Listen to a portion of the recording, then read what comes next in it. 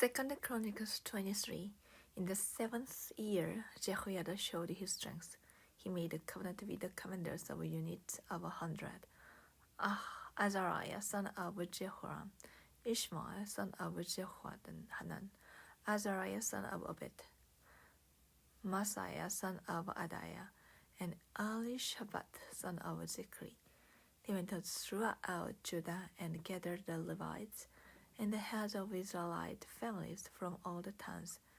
When they came to Jerusalem, the whole assembly made a covenant with the king at the temple of God. Jehoiada said to them, "The king's son shall reign, as the Lord promised concerning the descendants of David. Now this is what you are to do. A third of you priests and Levites who are going on duty on the Sabbath are to keep watch at the doors.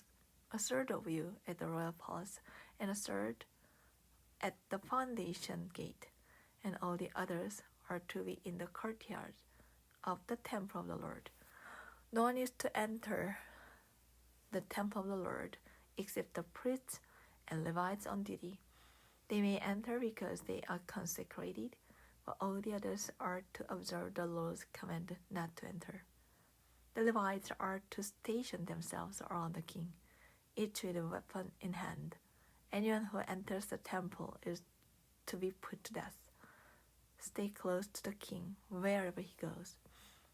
The Levites and all the men of Judah did just as Jehoiada the priest ordered. Each one took his men, those who were going on duty on the Sabbath and those who were going off duty, for Jehoiada the priest had not released any of the divisions. Then he gave the commanders of units of 100 the spears and the large and small shields that had belonged to King David and that were in the temple of God. He stationed all the men, each with his weapon in his hand, around the king, near the altar and the temple, from the south side to the north side of the temple. Jehoiada and his sons brought out the king's son and put the crown on him. They presented him with a copy of the covenant and proclaimed him king. They anointed him and shouted, "Long live the king!" When Athaliah heard the noise of the people running and cheering the king, she went to them at the temple of the Lord. She looked, and there was the king standing by his pillar at the entrance. The officers and the trumpeters were beside the king, and all the people of the land were rejoicing and blowing trumpets, and musicians with their instruments were leading the praises. Then Athaliah tore her robes and shouted, "Treason! Treason!" Jehoiada the priest sent out the commanders of units of 100 who were in charge of the troops and said to them, "Bring her out between the ranks and put to the sword anyone who follows her."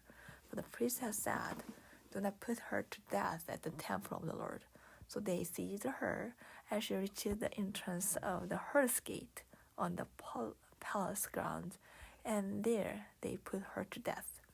Jehoiada then made a covenant that he, the people, and the king would be the Lord's people.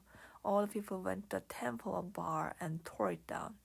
They smashed the altars and idols and killed Matan the priest of Baal in front of the altars. Then Jehoiada placed the oversight of the temple of the Lord in the hands of the Levitical priests, to whom David had made assignments in the temple, to present the burnt offerings of the Lord as written in the law of Moses, with rejoicing and singing as David had ordered. He also stationed gatekeepers at the gates of the Lord's temple, so that no one who was in any way unclean might enter.